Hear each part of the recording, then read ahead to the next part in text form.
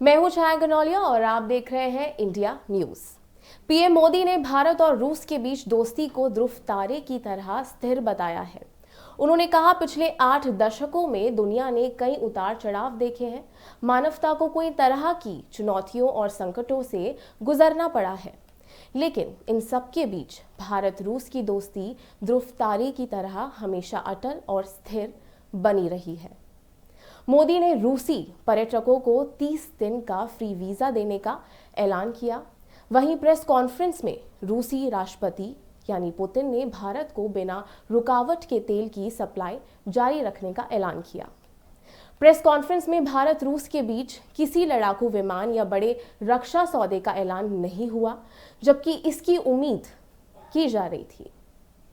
इसके बावजूद कई अहम घोषणाएं हुई, जिनका मकसद भारत रूस व्यापार बढ़ाना है।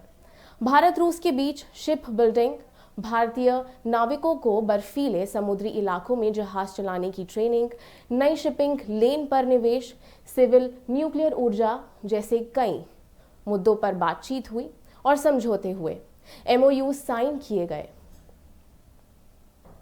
पीएम मोदी बोले, भारत अब दुनिया की स्किल्ड कैपिटल बन रहा है।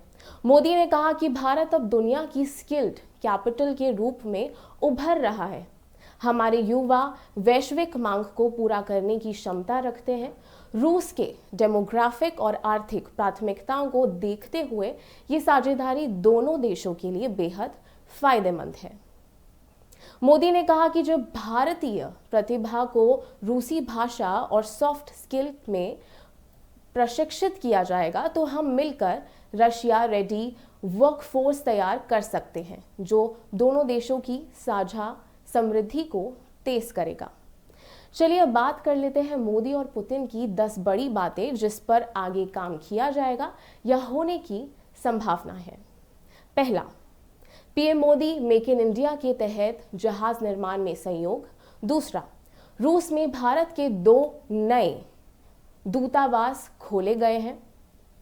तीसरा, यूरेशियन आर्थिक संघ के साथ फ्री ट्रेड एग्रीमेंट समझौते के लिए काम कर रहे हैं। चौथा, रूसी नागरिक के लिए 30 दिन का फ्री टूरिस्ट वीजा और 30 दिन का ग्रुप टूरिस्ट वीजा।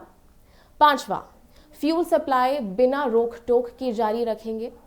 छठा, भारत रूस का बिजनेस एक साल में 12% बढ़ा।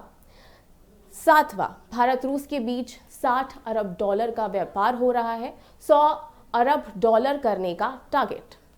आठवां, रूस भारत मिलकर भारत में सबसे बड़ा न्यूक्लियर पावर प्लांट रहे।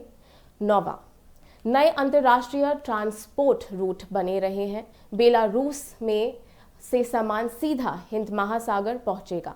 10वां और आखिरी, भारत में रस टुडे यानी कि रूस टुडे चैनल लॉन्च किया जाएगा।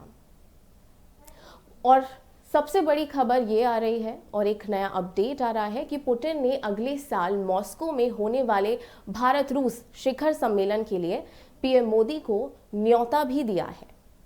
इसी के साथ मैं हूं छाया गनौलिया और आप देख रहे हैं इंडिया न्यूज।